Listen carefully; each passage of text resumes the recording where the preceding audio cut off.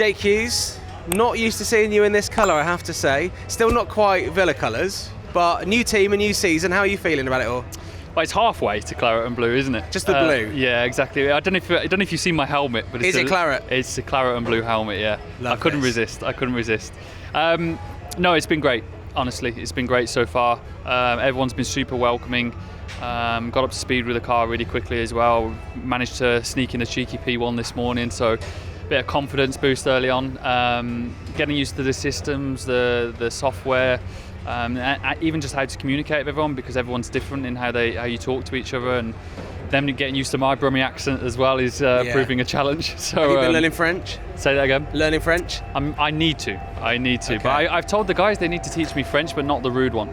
So we'll see how that goes. They're going to throw you under the bus, and then you'll have to do community service or something like that when you use your French in a press conference. Yeah, exactly. Who knows? We won't talk about that. How did this come about then? Because we talked to you last year at your old team, and you had a great rapport there, it felt. But was it time for a change, or was it the lure of being back involved here? What was the decision? Honestly, I felt like a change. It was good. I've been with the team. My previous team for 4 years in two different guys. It's actually maybe even 5. I got used to the way of working, and it just felt like when Maserati MSG expressed an interest in me, they made it very clear very early that they wanted me, and that love is also something that plays a big part. I just felt like change was good. I felt like the car should be strong as well. It just felt like the right time. It felt like a good fit, and so far I think I'm definitely very happy with my decision. Yeah, well, testing's been pretty good so far, as you kind of alluded to already. Some good times there. This new car, is it tricky to handle? We've got the all-wheel drive coming in there. We've got a new front wing. I don't know how much difference that makes. It looks a bit stronger than the last couple of years, but yeah, how's the car been out there? Yeah, it's in many ways you can tell it's still a Gen3 Formula E car, but it does have some big differences for sure. I mean, the headlines, probably the two headlines are the four-wheel drive and the softer tyre from Hankook. And when you put those two things together on a new tyre with four-wheel drive, the lap time and the way the car drives is very impressive. It's a big jump compared to what we had last year. It's probably 3 or 4 seconds in that regard. But it's just this is the first time I've really driven 2 days back to back in testing and had a chance to learn what I had and then improve on it. In the testing I've done privately, I've been in the car for half a day at a time on tracks that maybe we didn't quite challenge the tyre in the same way that we're challenging it here in Jarama. And it's been nice to actually today get some work done on brake systems, on my comfort in the cockpit, communication and things like that. I said before, that's the sort of stuff you need a few days to get used to, and having 2 or 3 days in a row that we're going to have here is going to be really crucial for me.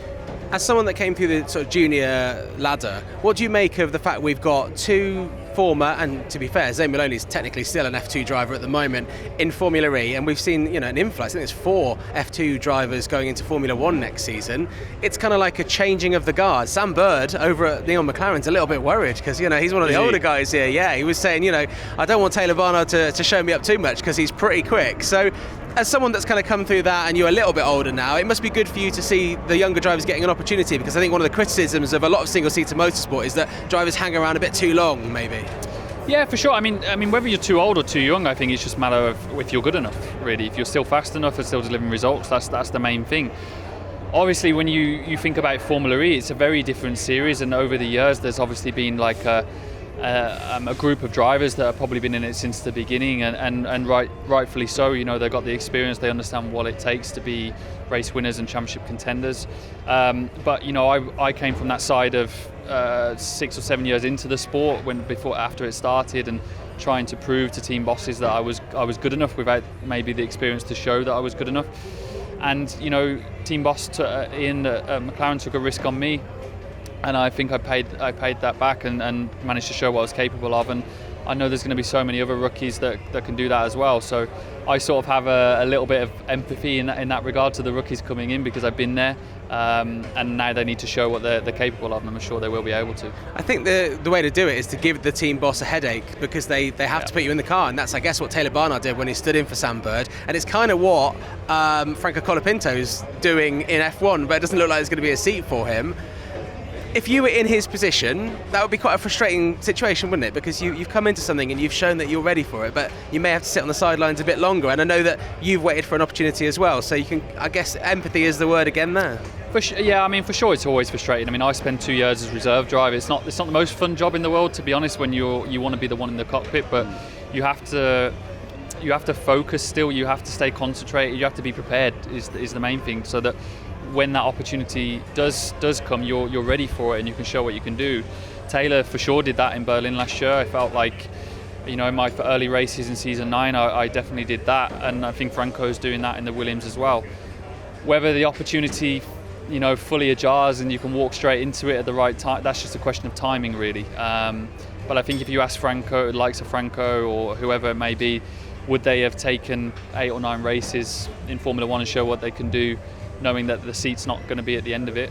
I think they would still say yes. So he's doing a good job, and that's what rookies have to do in motorsport. And of course Liam Lawson's done that as well, standing in and then having to sit on the sidelines watching people struggle. Now he's getting his opportunity. So basically I'm trying to say I'm really glad everyone's getting an opportunity. Yeah, exactly. When it comes to this coming season for you, podiums, is that the aim? Oh, for sure. I mean, I felt like a change was good because I wanted to, the honeymoon period's kind of up for me in Formula E. I came in as a rookie, had been in the paddock for 2 years prior, got some pole positions in the first year, managed to get some more last year and get my first podium. But that sort of air of like, he's still early days in his career, almost like not an excuse, but like you still have that hanging over you, or sometimes can even help you element of if you're still new to the sport sometimes if it goes wrong. That's gone for me now.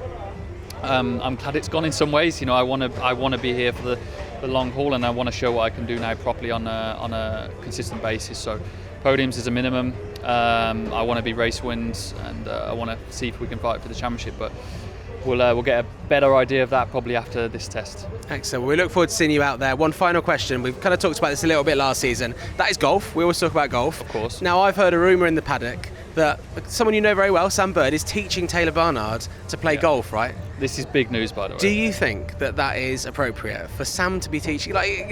Fair enough driving, because, very good driver, but is Sam good enough to be an actual, I'm not saying he's PGA qualified, but to be teaching Taylor? Is he going to learn bad habits? Yeah, I don't know. I mean, Sam's a lot shorter than Taylor. So you can't borrow Sam's clubs. The arc of the club's is a bit different, isn't it? Yeah. Sam? And Sam, I think Sam's actually, handicap-wise, the best golfer of the 22 drivers on the grid. So maybe he is qualified. Maybe I've got him wrong. Maybe. But yeah, I think he needs to be a bit careful listening to everything he says. Sam just plods around. He takes a 5-iron everywhere. Right. Doesn't never take stride. He's good with one club. That's how it is. Yeah, he's just really solid, but he's not exciting at all. Right. So I play golf plenty of time. I hit the ball miles past him, but yeah, I shoot 15 more shots than him. So, but it's good that we tried to get Taylor into it in Berlin last year, and he was completely against it. And I don't know what's happened in the off season. I can tell you what's happened. He wants to play golf with Zach Brown. It's basically what's happening. That's what we told him at the time. Yeah, it's good to speak dealing with your bosses and getting future contracts. Exactly. Well, I look forward to seeing you battle with Taylor and Sam on the track, and obviously maybe on the golf course as well. Yeah. Best of luck this coming season, and I'm sure we'll catch up with you hopefully after you've been on a podium. Thank you, mate.